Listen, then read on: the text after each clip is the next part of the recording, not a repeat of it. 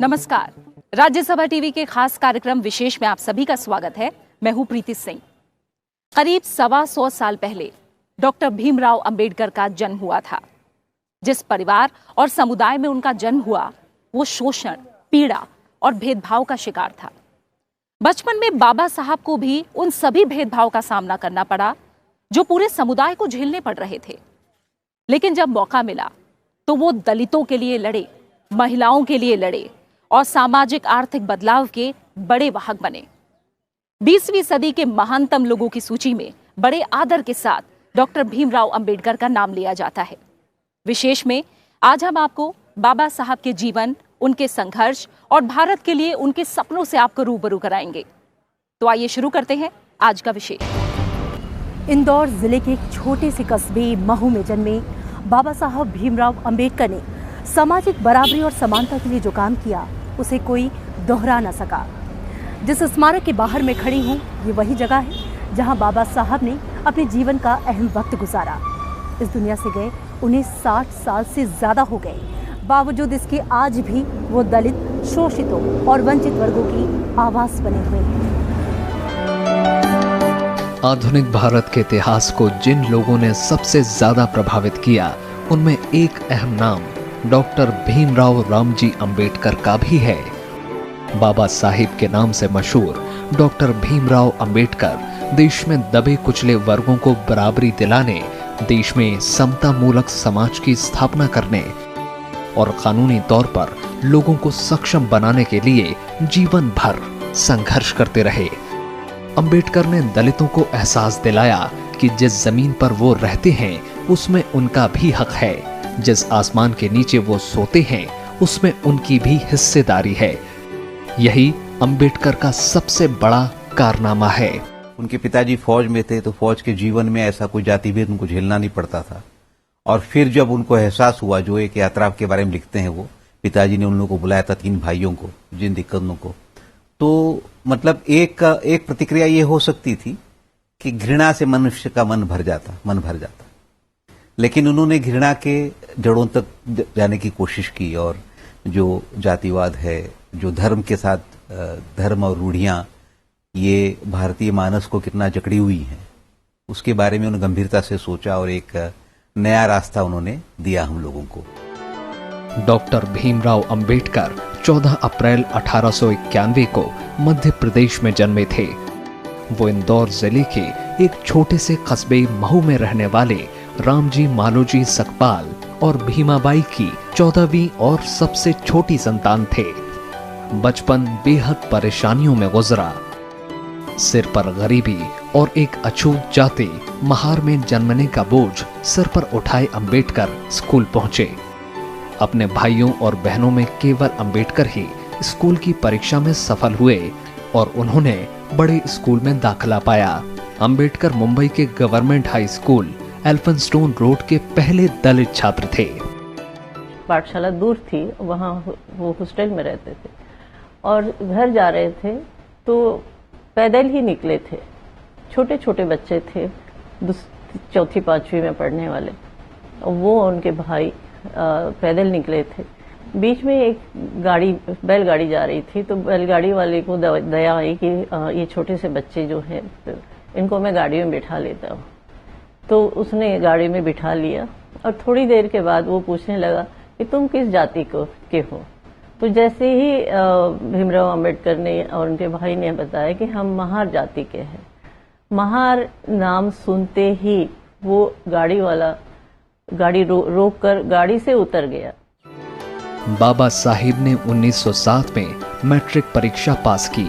इसके बाद वो बंबई विश्वविद्यालय पहुंचे और भारत के किसी भी कॉलेज में दाखिला पाने वाले वो पहले व्यक्ति थे जिस पर अछूत होने का तमगा लगा हुआ था।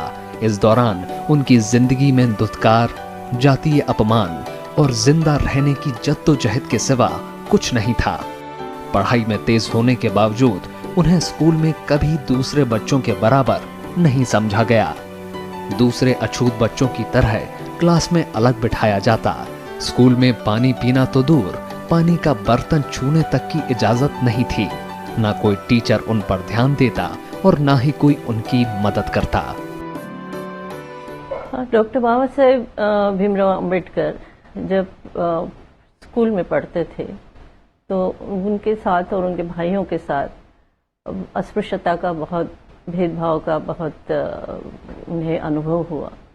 पाठशाला में वो सबसे पीछे उन्हें बैठना पड़ता था, सभी बच्चों से सबसे पीछे वाली रो में बैठना पड़ता था, और टीचर जो पढ़ाते थे तो वो भी उन्हें स्पर्श नहीं करते थे।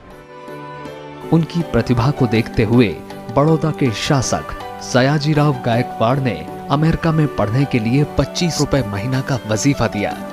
1912 में उन्होंने राजनीति विज्ञान और अर्थशास्त्र में अपनी डिग्री प्राप्त की। 1916 में उन्होंने पीएचडी किया। इसके बाद 1923 में डॉक्टर ऑफ साइंस की डिग्री से नवाजे गए। अब तक अंबेडकर काफी मशहूर हो चुके थे। 1926 में उन्हें बंबई विधान परिषद के लिए मनोनीत किया गया। अब अंबेडकर सिर्फ राजनीति तक सीमित होकर नहीं रहना चाहते थे। बंबई विधान परिषद डॉक्टर भीमराव अंबेडकर के संसदीय राजनीति की पाठशाला बनी। इसी के बाद वो समाज में गैर बराबरी के खिलाफ हुए संघर्ष में शामिल हुए। उन्होंने छुआछूत के खिलाफ अनूठा अभियान चलाया। अंबेडकर समाज में बराबरी लाने के संघर्ष में शामिल हो गए। 1927 में डॉक्टर अंबेडकर ने छुआछूत के खिलाफ व्यापक आंदोलन शुरू करने का फैसला किया। उन्होंने पेयजल के सार्वजनिक संसाधन समाज के सभी लोगों के लिए खुलवाने, अछूतों को हिंदू मंदिरों में प्रवेश करने का अधिकार दिलाने के लिए आंदोलन किए। इस दौरान उन्होंने मुख्य धारा की राजनीतिक दलों के बीच जाति व्यवस्था के उन्मूलन को लेकर उदासीनता की कड़ी आलोचना की। 1920 में जब वो लौट के आए थे तो शाहू महाराज थे महाराष्ट्र में, उन्होंने बाकायदा कहा था कि दलितों, माणगांव सम्मेलन हुआ था 1920 का, कि दलितों तुम्हें अपना नेता मिल गया, क्योंकि इतना पढ़ा लिखा आदमी दलितों के बीच पहली शख्सियत थे वो, तो एक अच्छा जीवन बिता सकते थे। और उन्होंने लगातार राजनीतिक सामाजिक तौर पर सक्रिय रहे वो, उन्होंने ये, और एक बड़ा उनके जीवन का जो पहला अहम संघर्ष जो हम लोग देख सकते हैं, महाड़ सत्याग्रह का, 1927 का जो महाड़ सत्याग्रह है, पानी को लेकर के सत्याग्रह हुआ था कि ब्रिटिश सरकार ने उन दिनों नीति बनाई थी कि दलितों के लिए सार्वजनिक तालाब खोल दिए जाएं, और महाड़ में जो लोग थे उन्होंने प्रस्ताव भी पारित किया था, लेकिन फिर भी सवर्णों की तरफ से, जो ऊंची जाति के लोगों की तरफ से, उन्होंने कहा कि हम यहाँ इस तालाब में जानवर जा सकता है लेकिन दलित नहीं जा सकते। 8 अगस्त 1930 को एक शोषित वर्ग के सम्मेलन में हिस्सा लिया। यहाँ अंबेडकर ने अपनी राजनीतिक सोच दुनिया के सामने रखी और कहा कि शोषित वर्ग की सुरक्षा सरकार और कांग्रेस से आजादी पाने में है। उन्होंने कहा कि हमें अपना रास्ता खुद बनाना होगा। राजनीतिक शक्ति शोषितों की समस्या का निवारण नहीं हो सकती। उनका उद्धार समाज में उनका उचित स्थान पाने में निहित है। 24 सितंबर 1932 को उन्होंने गांधी जी के साथ पूना समझौता किया। इसके तहत विधानमंडलों में दलितों के लिए सुरक्षित स्थान बढ़ा दिए गए। दलितों को मंदिर प्रवेश, केवल एक नागरिक होने का अधिकार तो जरूर चाहिए, लेकिन मंदिर प्रवेश ही हमारा उद्देश्य नहीं होना चाहिए। तब उन्होंने आर्थिक सवालों की तरफ अपना रुख बदला कि दलितों को आर्थिक जो स्थिति है उनकी, जो सबसे पिछड़े हुए हैं आर्थिक रूप से, क्योंकि उनके पास अपना ऐसा कोई काम नहीं है कि जिससे कि उनकी आय बढ़े। देश आजाद हुआ तो अंबेडकर कांग्रेस के नेतृत्व वाली सरकार में देश के पहले कानून मंत्री बने। 29 अगस्त 1947 को उन्हें स्वतंत्र भारत का नया संविधान लिखने के लिए बनी संविधान मसौदा समिति का अध्यक्ष बनाया गया। अंबेडकर आजीवन सांप्रदायिक राजनीति के घोर आलोचक बने रहे। 1956 में उन्होंने हिंदू धर्म त्याग कर बौद्ध धर्म अपना लिया। 1951 में उन्होंने संसद में हिंदू कोड बिल पेश किया। इस बिल का विरोध होने पर उन्होंने कैबिनेट से इस्तीफा दे दिया। 6 दिसंबर 1956 को उन्होंने इस दुनिया में आखिरी सांस ली। उनके निधन पर तत्कालीन प्रधानमंत्री पंडित जवाहरलाल नेहरू ने कहा, डॉक्टर अंबेडकर को भारतीय हिंदू समाज के तमाम अत्याचारी स्वरूपों के खिलाफ एक विद्रोह के प्रतीक के रूप में याद किया जाएगा। पहले के जो समाज सुधारक थे, मतलब तो वो मुख्यतः हिंदू धर्म के अंदर सुधार की बात करते थे, उनको लगता था। लेकिन उन्होंने महसूस किया कि जब तक जाति उनका उन्मूलन नहीं होगा तब तक ये गुलामी कैसे मिट सकती है। मतलब सिर्फ कोई रिपेयरिंग की बात उन्होंने नहीं की, जातियों का उन्मूलन करना होगा। उसमें साथ साथ उन्होंने कहा कि जातियों का उन्मूलन, जाति का सवाल धर्म से भी जुड़ा हुआ है। तो जातिभेद का उन्मूलन में वो कहते हैं कि धर्म पर भी जो धर्मशास्त्र की किताबें हैं, हमें उन पर भी सवाल उठाने होंगे। अंबेडकर ज्ञान का सागर थे। उन्होंने राजनीति, अर्थशास्त्र, मानव विज्ञान, धर्म, समाजशास्त्र और कानून पर कई किताबें लिखी। उन्होंने दलित समाज से कहा कि शिक्षित बनो, संगठित रहो, संघर्ष करो। 1990 में उन्हें मरणोपरांत भारत रत्न से सम्मानित किया गया। 2012 में हुए एक टीवी सर्वे में उन्हें महानतम भारतीय चुना गया। अंबेडकर अब हमारे बीच नहीं हैं, लेकिन उनके आदर्श और शिक्षाएं देश की आने वाली पीढ़ियों को लाभान्वित करते रहेंगे। डॉक्टर भीमराव अंबेडकर न सिर्फ समता मूलक समाज के पैरोकार हैं, बल्कि धर्मनिरपेक्षता और धर्म की बराबरी के समर्थक भी हैं। वो मनु की बताई सामाजिक व्यवस्था का विद्रोह करते हैं।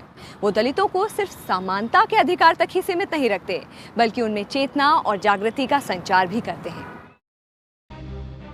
डॉक्टर भीमराव अंबेडकर भारत में सामाजिक एकता, समरसता और धर्मनिरपेक्षता के बड़े पैरोकार माने जाते हैं। जातीय व्यवस्था की बुराइयां झेलकर बड़े हुए अंबेडकर आजीवन लोगों को इन बुराइयों से मुक्ति दिलाने के लिए संघर्ष करते रहे। डॉक्टर अंबेडकर ने हिंदू धर्म में ब्राह्मणवाद का विरोध किया, साथ ही दूसरे धर्मों की कट्टरता को देश के लिए खतरा बताया। वो देश में दलित और दूसरे अल्पसंख्यक समूहों की परेशानियों में समानताएं देखते थे और अक्सर साझा संघर्ष की बात भी कहते थे। जाति को लेकर के, वर्ण व्यवस्था को लेकर के, हिंदू धर्म को लेकर के कई सारा किताबें उन्होंने लिखी हैं। मतलब अगर एक 50 किताबें उन्होंने लिखी हैं चीजों को लेकर के। और लेकिन उनका विचार सिर्फ धर्म को लेकर के, जाति को लेकर के नहीं था। उन्होंने कानून को लेकर के भी लिखा, इसीलिए संविधान बनाने में उनका योगदान था। एक आर्थिक नजरिया उनका था, ये था। तो एक पूरा एक व्यापक दृष्टिकोण भारतीय समाज के बारे में था उनका।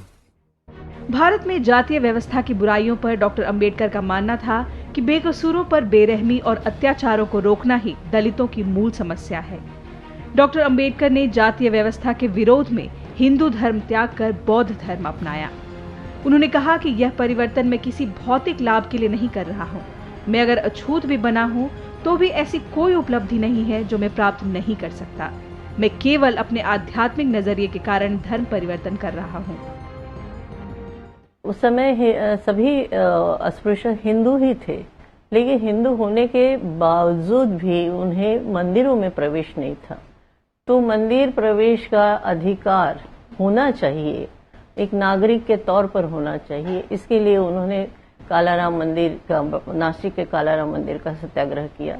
उनको लग रहा था ये कि हिंदू धर्म के अंदर एक ऐसी भावना पनपेगी लोगों के अंदर कि वो लोग खुद सुधार हो जाएगा। लेकिन बाद में वो इस बात को लेकर के थोड़े निराश हुए। उनको लगा कि हिंदू धर्म में जो बर्बरताएं हैं, जो दिक्कतें हैं, इनका जो रूढ़िवाद बना है, तो उन्होंने येवला सम्मेलन में ऐलान कर दिया था कि मैं हिंदू पैदा भले हुआ था, लेकिन हिंदू मरूंगा नहीं। सामाजिक बराबरी की पैरवी करते हुए बाबा साहब ने कहा कि मूल रूप से पशु और मनुष्य में यही विशेष अंतर है कि पशु अपने विकास की बात नहीं सोच सकता, मनुष्य सोच सकता है और अपना विकास कर सकता है। अंबेडकर सामाजिक बराबरी के साथ साथ राष्ट्रीयता, धर्मनिरपेक्षता और सामाजिक न्याय के सिद्धांतों की पैरवी करते रहे, लेकिन इसके साथ ही उन्होंने अंध राष्ट्रवाद, बहुसंख्यकवाद और धार्मिक राष्ट्र के खतरों से आगाह भी किया। अंबेडकर ने कहा कि धर्म नहीं बल्कि मानवीयता और बराबरी राष्ट्र की बुनियाद है। तो एक बड़ी बात जो उन्होंने, जो झकझोरने वाली बात जो कही थी समाज को, जाति को लेकर के, क्योंकि बिना धर्म को चुनौती दिए, बिना पितृसत्ता को चुनौती दिए हुए दलितों की मुक्ति नहीं हो सकती है, और रीजन रैशनैलिटी का रास्ता अपनाए दलितों की मुक्ति नहीं हो सकती है। ये बात उन्होंने एक प्रखर रूप में कही और अंत तक कहते रहे वो। मानव के अस्तित्व पर भी बाबा साहब ने खुलकर अपने विचार रखे। उनका मानना था कि पैसा और यश कमाना ही मनुष्य के अस्तित्व का अंतिम उद्देश्य नहीं होना चाहिए। वो कहते थे, जैसे ही हम अपने सोच के दायरे को बढ़ाते हैं, वैसे ही अपने सपने को प्राप्त करने की दिशा में भी आगे बढ़ जाते हैं। उनका मानना था कि हर व्यक्ति का जन्म किसी न किसी खास उद्देश्य से हुआ है, जो हम सबको एक दूसरे से विशेष बनाता है। इसलिए हर व्यक्ति को अपने उद्देश्य को प्राप्त करने के लिए सर्वश्रेष्ठ कोशिश करनी चाहिए। बाबा साहब का कहना था कि जीवन लंबा नहीं, महान होना चाहिए। जिस तरह विचार नहीं मर सकते, उसी तरह आत्मा भी नश्वर है। उन्होंने कहा कि कोई भी इंसान अमर नहीं है, लेकिन हम अपने पीछे अपने चिंतन, विचार और दर्शन छोड़ सकते हैं, ताकि हमारे विचार आने वाली पीढ़ियों का मार्गदर्शन करते रहें।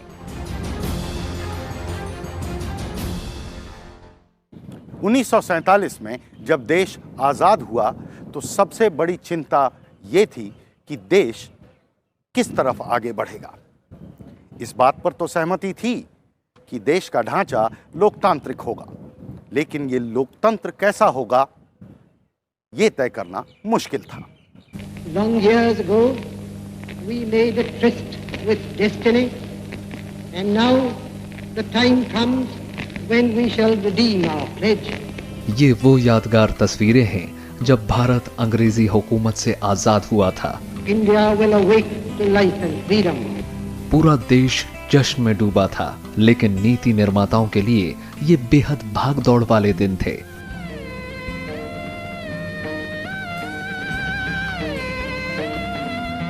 संविधान तैयार करना आसान काम नहीं था, लिहाजा इनकी जिम्मेदारी एक ऐसे व्यक्ति को दी गई जो कानूनविद, अर्थशास्त्री के साथ साथ कद्दावर नेता और समाज सुधारक थे, और वो व्यक्ति थे डॉक्टर भीमराव अंबेडकर। 29 अगस्त 1947 को उन्हें संविधान मसौदा समिति का अध्यक्ष बनाया गया। 2 साल की अथक मेहनत के बाद आखिरकार संविधान तैयार हुआ और 29 नवंबर 1949 को संविधान सभा ने इसे मंजूरी दी। अंबेडकर ने इस दौरान आधुनिक लोकतंत्र के मूल्यों को भारतीय लोकतंत्र में लागू करने की कोशिश की। लेकिन मैं समझता हूं कि संविधान बनाने का जो उनका योगदान है वो तो रेखांकित करना ही होगा, लेकिन उनका जो अपना नजरिया था वो उस पर भी बात हम लोगों को करनी चाहिए। जो संविधान बनाने के पहले उन्होंने एक ग्रंथ लिखा था, राज्य, स्टेट्स एंड माइनॉरिटीज नाम से। शेड्यूल कास्ट फेडरेशन के वो अध्यक्ष थे, जिसकी तरफ से उन्होंने संविधान समिति को एक मसविदा पेश किया था, जिसमें जो एक विजन वो पेश करते हैं, वो विजन पर भी मुझे लगता है कि बात होनी चाहिए। उन्होंने पश्चिमी लोकतांत्रिक मॉडल पर ज्यादा भरोसा जताया। समानता और विविधता उनके राजनीतिक नजरिए का मूल है। अंबेडकर ने जनता के देश की सारी जनता को नागरिक के बतौर बराबर अधिकार देने की पैरोकारी की, और देश में पहली बार लोगों के भीतर ये एहसास जगा दिया कि वो राज्य की नजर में एक दूसरे के बराबर हैं। अंबेडकर ने भारत को जो नक्शा पेश किया वो आधुनिक लोकतंत्र की बुनियाद पर खड़ा भारत था। दलित या आदिवासी या पिछड़ा समाज या अल्पसंख्यक समाज और महिलाओं को के समान अधिकार का उन्हें समान अधिकार मिले, क्योंकि धर्म के आधार पर, जाति के आधार पर और लिंग के आधार पर, यहाँ तक कि क्षेत्र और भाषा के आधार पर भी हम भारत बटा हुआ था। आजाद भारत की हम बात कर रहे हैं। कानून मंत्री के तौर पर भी उन्होंने समानता की पैरोकारी की, और समानता के प्रति उनका नजरिया सिर्फ जातियों को लेकर नहीं था और ना ही धर्मों को लेकर, बल्कि वो लैंगिक समानता के भी बड़े पैरोकार थे। हिंदू कोड बिल के जरिए उन्होंने महिलाओं को संपत्ति में अधिकार देने और तलाक का अधिकार देने की वकालत की, और आखिरकार कई मुद्दों पर असहमति होते देख उन्होंने कैबिनेट से इस्तीफा दे दिया। संविधान बनाने का उनका योगदान है तो अहम था ही, लेकिन साथ साथ हिंदू कोड बिल के लिए जो उन्होंने काम किया, जिस पर ज्यादा चर्चा नहीं हो पाती और जिसकी वजह से उन्होंने इस्तीफा दिया 1951 में, नेहरू के मंत्रिमंडल से इस्तीफा दिया था, जिसमें क्योंकि पहली बार हिंदू स्त्रियों को अधिकार मिल रहा था, क्योंकि बहुत कम लोग इस बात को जानते हैं कि आजादी के पहले एक हिंदू पुरुष पर कोई पाबंदी नहीं थी कितनी शादियां कर सकता है। वो 10 शादियां भी कर सकता था, 20 शादियां भी कर सकता था। मुस्लिम्स पे कम से कम 4 शादियों पर पाबंदी थी। तो मोनोगैमी का सवाल ही नहीं था, एकमती सवाल ही नहीं था, और प्रॉपर्टी में कोई राइट नहीं था। भीमराव अंबेडकर की शख्सियत इतनी विशाल थी कि उनके कई बड़े कामों की चर्चा नहीं हो पाती। भारतीय रिजर्व बैंक की स्थापना में उनका महत्वपूर्ण योगदान है। उनकी किताब the problem of the rupee पर उन दिनों खूब चर्चा हुई और आखिरकार 1935 में रिजर्व बैंक की स्थापना हुई। यही नहीं, अंबेडकर बड़े बांधों की तकनीक के भी जानकार थे और आजाद भारत में उन्होंने दामोदर, हीराकुंड और सोन नदियों पर बनी परियोजनाओं में अहम भूमिका अदा की। अंबेडकर ने मजदूरों के काम करने की अवधि को कम करने के लिए पूरा जोर लगाया। 7वें भारतीय मजदूर सम्मेलन के दौरान अंबेडकर की कोशिश के बाद ही मजदूरों की काम की अवधि 14 घंटों से कम होकर 8 घंटे हुए। यही नहीं, वो रोजगार और आधुनिक राष्ट्र के बीच गहरा संबंध देखते थे और लगातार मजदूर अधिकार से लेकर बेरोजगारी के सवाल उठाते रहते थे। संविधान को जब अंगीकृत किया गया तो अंबेडकर ने आने वाले दिनों को लेकर कुछ चिंताएं भी जाहिर की। समाजवाद की बातें करते हैं। वो कहते हैं कि उद्योगों को राज्य के नियंत्रण में लेना चाहिए, जमीनों का राष्ट्रीयकरण होना चाहिए, राज्य का कोई धर्म नहीं होता है। तमाम सारी ऐसी बातें हैं जो आज की तारीख में लोगों को अपचनीय हो सकती हैं। ऐसी तमाम बातें उन्होंने राज्य और अल्पसंख्यक नामक ग्रंथ में लिखी थी, और जो एक उसमें ही वो बहुसंख्यकवाद का खतरा देख रहे थे। भीमराव अंबेडकर लोकतंत्र की मजबूती के लिए 2 चीजों को बेहद जरूरी मानते थे, पूंजीवाद और जातिवाद का खात्मा। उन्होंने बाद के दिनों में पूंजीवाद पर भी चोट किया। जानकार मानते हैं कि अंबेडकर के सपनों का भारत और खुद अंबेडकर को जिस तरह आजकल पेश किया जा रहा है वो कई मायनों में आधा अधूरा है। एक संविधान ही ऐसा एक बहुत बड़ा सब हो सकता है जो कि एक बहुत बड़ी कानून का एक दायरा हो सकता है कि जिससे कि सबके बीच में स्त्री पुरुष और जाति के आधार पर समानता या धर्म के आधार पर सभी समानता, भाईचारा और न्याय हो, सबको बराबर का अधिकार मिले। उन्होंने हाशिए पर छूट गए लोगों के लिए सत्ता में भागीदारी और नीति निर्माण में अनुपातिक जगह की वकालत की। अंबेडकर आखिर तक किसी भी तरह के इंसानी भेदभाव के खिलाफ लड़ते रहे और राजनीतिक समानता के अलावा सामाजिक समानता को हासिल करने के लिए वो लड़ते रहे। डॉक्टर भीमराव अंबेडकर के जीवन पर यह था हमारा आज का विशेष। आप इस कार्यक्रम को YouTube पर भी देख सकते हैं और अपनी राय हमें भेज सकते हैं। इसी के साथ इस खास पेशकश में फिलहाल इतना ही। आप बने रहिए राज्यसभा टीवी के साथ। नमस्कार।